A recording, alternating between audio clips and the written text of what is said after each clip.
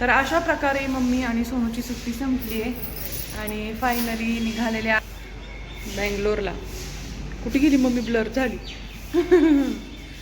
तर कसं वाटलं सेलमला येऊन आणि खुराड्यात कोंडून आल्यापासून काल कसं तर बाहेर गेलोय.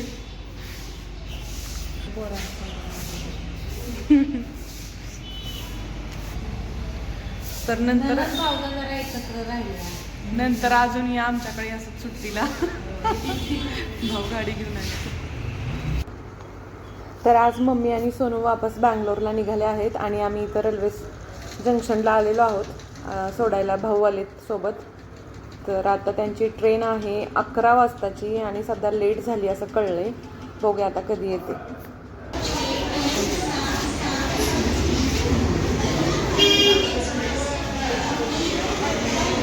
ती असं मी व्हिडिओ बनवते तिला असं आळस दिला डोळ्यात पाणी आलं म्हणून गपरड आता मी ब्लॉग मध्ये रडायला लागलं मला.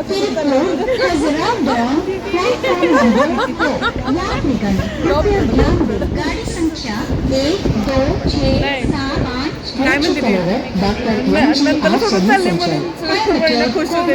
मला काय वाटतंय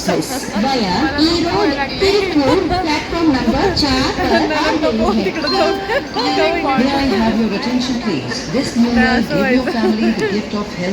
नको बाई आम्हाला अशी नरम पाहिजे की आमच्या वहिनी म्हणे पाहिजे घरी असं नको.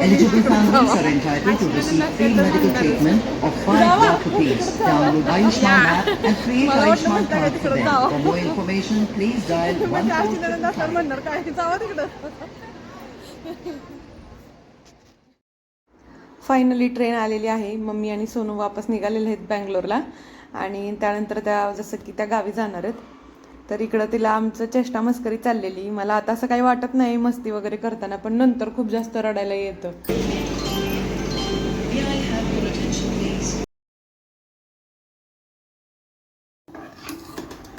Good morning. आणि आज आर्याच्या लंचसाठी आर्यांशच्या लंचसाठी मी बनवत आहे पालक राईस.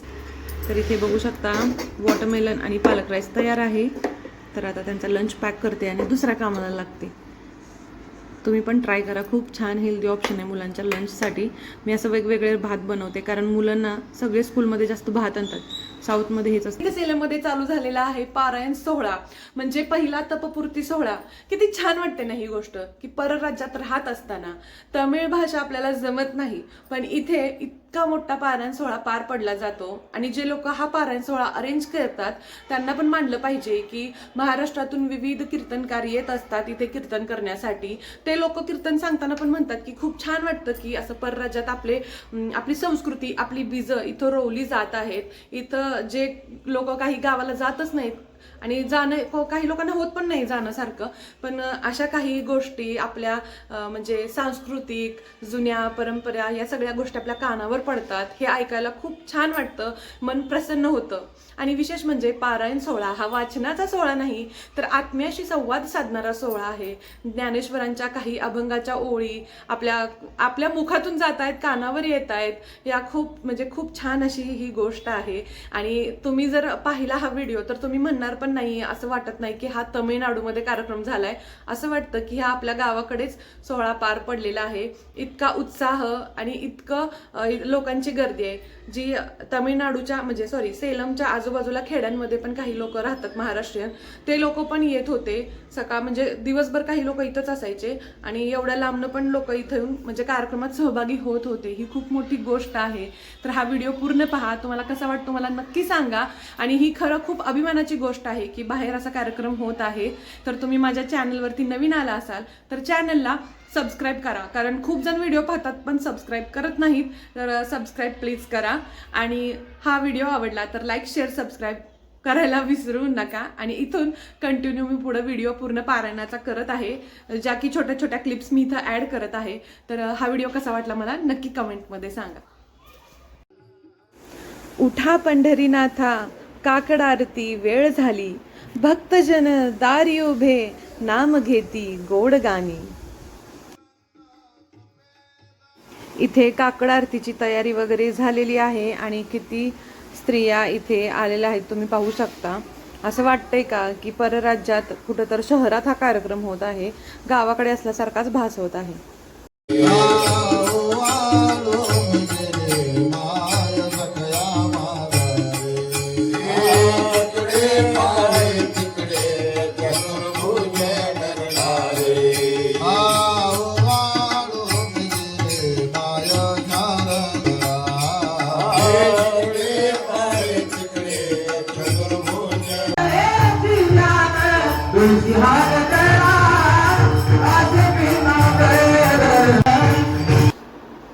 तर कीर्तनासाठी सगळेजण आलेले आहेत इथं रात्रीच्या, आणि इथे आलेले आहेत इकडचे मंत्री, मे बी पर्यटन मंत्री असं मी ऐकलं होतं, मी चुकीची पण असू शकते. पण त्यांनी इथं हजेरी लावली, जी की त्यांना भाषा येत नाही आहे, परंतु त्यांनी आज इथं कार्यक्रमाला हजेरी लावली आणि त्यांचा सत्कार सोहळा पण इथं झालेला आहे. ही पण खूप अभिमानाची गोष्ट आहे. तर आज कथेमध्ये आहे शिवपार्वती विवाह सोहळा, त्यासाठी लाल रंगाच्या साड्या घालून या म्हणून सांगितलं होतं. आणि बघू शकता सगळीकडे लाली लाल दिसत असेल. तर इकडे साठे महाराजांचं आगमन झालेलं आहे आणि त्यांच्या वयानुसार ते खूप छान कथा सांगतात, कीर्तन करतात, कारण लास्ट डेला त्यांचं कीर्तन पण होतं. तर आता तुम्ही ऐका आणि आजचं शिवपार्वतीचा विवाह सोहळा पण पहा.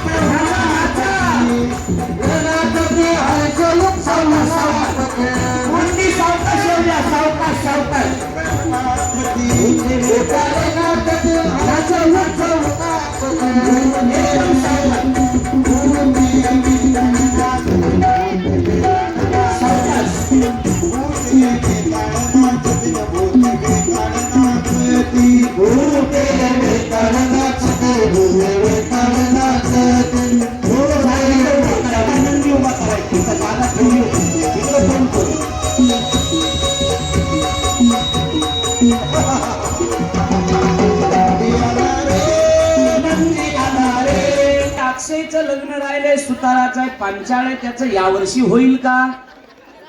नाही म्हणतोय. मला मग आता भगवी लुंगी देऊ का? हो नंदी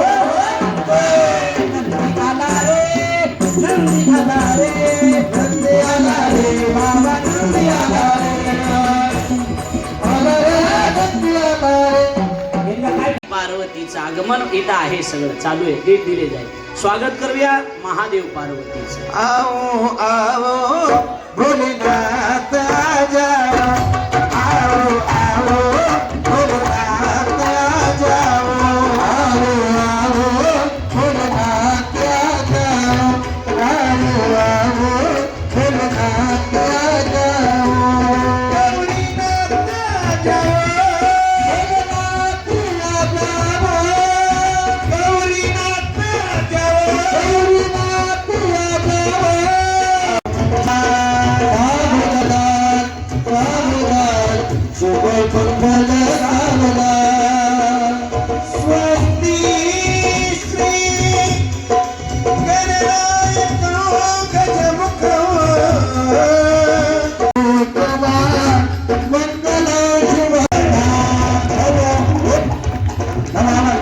मच्छिंद्र नानाचं डबल लग्न झालं. कधी झालं तर काय माहित, आम्ही नव्हतं पण आज झालं, आम्ही आहोत. बरोबर आहे. जेवल्याशिवाय कुणी जाऊ नका असं म्हणताय, लक्षात. संध्याकाळी हा वा उद्या उद्या गणपती बाप्पा.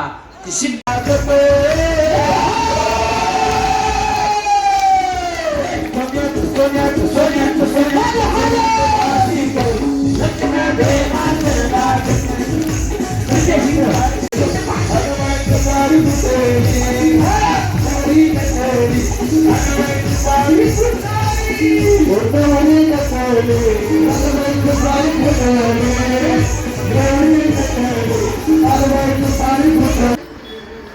आणि आजच्या या रात्रीच्या कीर्तनामध्ये खूप जास्त रडलो, कारण हे कीर्तन होतं वडिलांवरून आणि खरंच महाराजांनी खूप छान कीर्तन केलं आणि खूप जास्त रडायला आलं.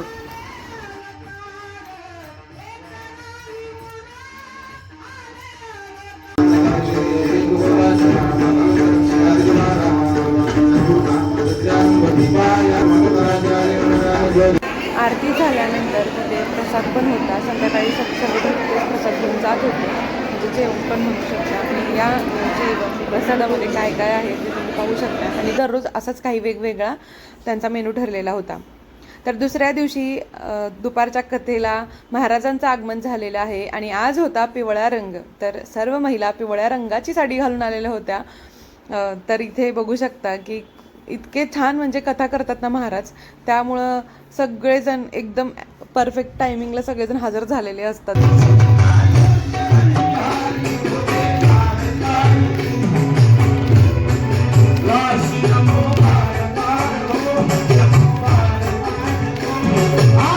मुस्लिम धर्मातले तरी संप्रदायाची सेवा या ठिकाणी करतात. आमच्याकडे कबीर, मुमीन, लतीफ, मुसलमान, सेना नाही जाण विष्णुदास असं म्हटलं गेले. आमच्याकडे जात बघितली नाही, आमच्याकडे सेवा करणारा माणूस बघितला जातो. स्वामी समर्थावर फार मोठी त्यांची श्रद्धा आहे.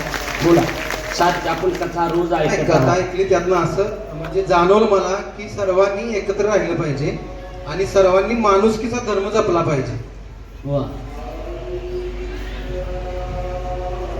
जेवढी मंदिर आजूबाजूला आहेत ना तेवढी सगळी शिव फॅमिलीची मंदिर आहेत. आणि पहिलीच कथा शिवपुराणापासून स्टार्ट झाली, याचा खूप आनंद होतो. आणि माझं पण YouTube चॅनल आहे जिथे मी तामिळनाडूतील मंदिरं वगैरे किंवा अशी. मला पण इथे बोलण्याची संधी मिळाली. महाराजांनी सांगितलं की तुमच्या प्रतिक्रिया द्या, तर मी पण इथलं थोडीशी साऊथची माहिती, थोडंसं माझं चॅनलविषयी माहिती सांगितली. आणि मला पण मंचावरती बोलण्याची संधी मिळाली, त्यामुळे मी पण खुश आहे. बाप्पा मोरिया रे, बाप्पा मोरिया रे, शरणी गेली तो माता. बाप्पा मोरिया रे, बाप्पा मोरिया रे, शरणी गेली तो माता. बाप्पा मोरिया रे, बाप्पा मोरिया रे, शरणी गेली तो माता. बाप्पा मोरिया रे, बाप्पा मोरिया रे, शरणी गेली तो माता. बाप्पा मोरिया रे, बाप्पा मोरिया रे,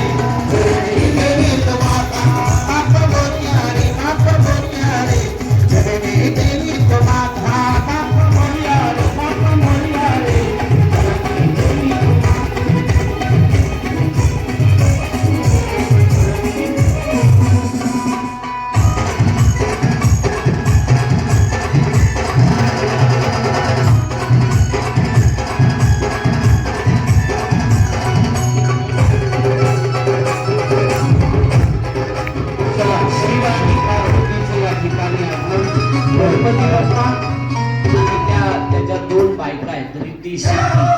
त्या दोन्ही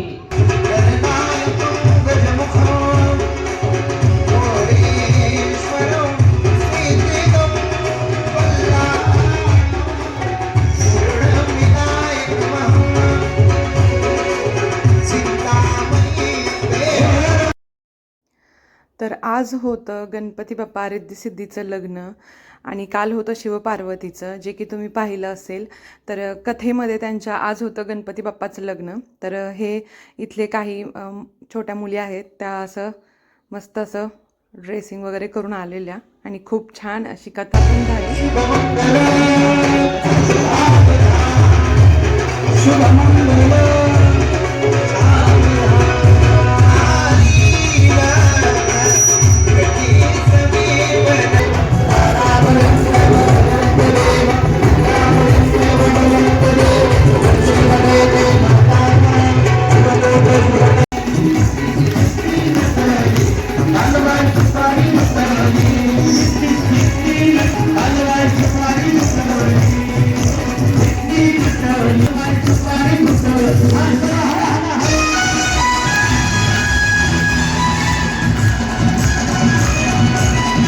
आता आम्ही चाललोय अजून संध्याकाळच्या कीर्तनासाठी.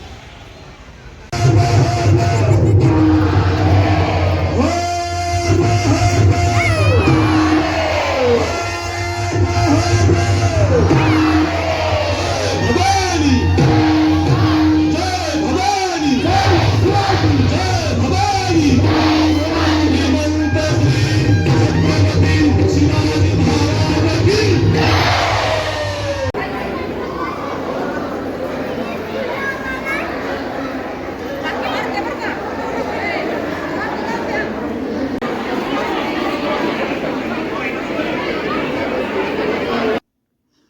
त्यानंतर दुसऱ्या दिवशीच्या कथेनंतर ज्यांना ज्यांना तुळशी माळ गळ्यात घालायची होती ती इथे महाराजांकडून घालून घेतली. ज्या ज्या स्त्रियांना घालायची होती त्यांनी रुद्राक्ष वगैरे अभिषेक केलेले आणले होते, त्यांनी ज्यांना हवे होते त्यांनी घेतले.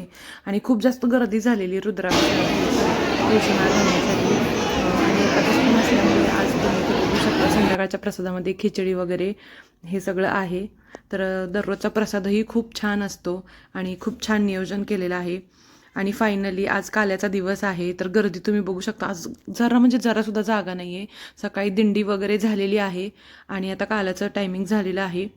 इकडे आहे महाराजांचं कीर्तन चालू आणि आम्ही आज इकडे दुसरीकडे जागा पकडून बसलेलो.